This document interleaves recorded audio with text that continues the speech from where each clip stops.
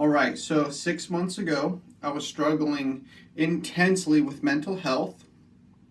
Also, I was about 35 pounds heavier. Okay? So that's 6 months ago. Now, I'm going to tell you kind of what I did to essentially get out of the mental rut that I had created for myself. And I'm going to preface this with the fact that you can't fix a head problem with the thing that's creating it, which is the head. Okay, you can't think yourself out of the situation that brought you this far, because the you that brought you to where you're at today created the problems that you today cannot fix. Okay? Mentally, this has nothing to do with mental game.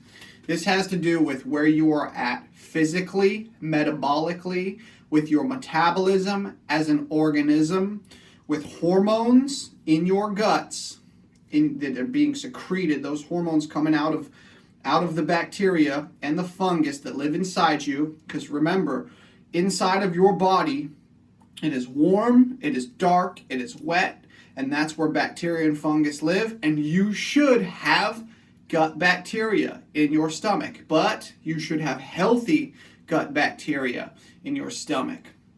You can get to this point, like I've gotten to, I used fasting. Fasting was a great tool, but exercise as a catalyst can catapult you. It can get you out of a mindset that you might currently look at as self-judging yourself as being weak mentally.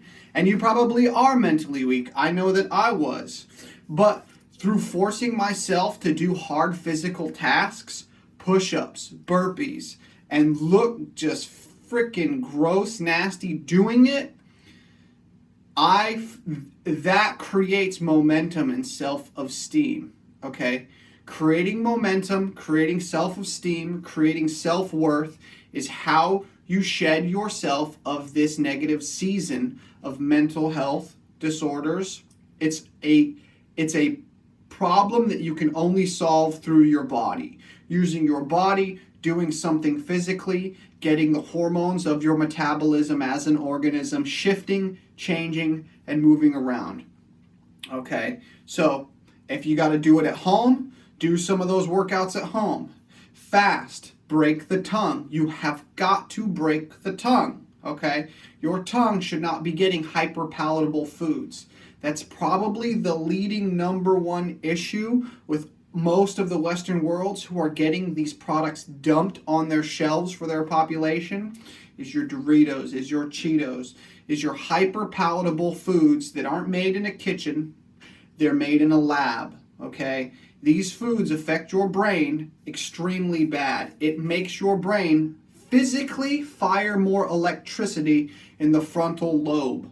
Literally, they call it a flavor enhancer.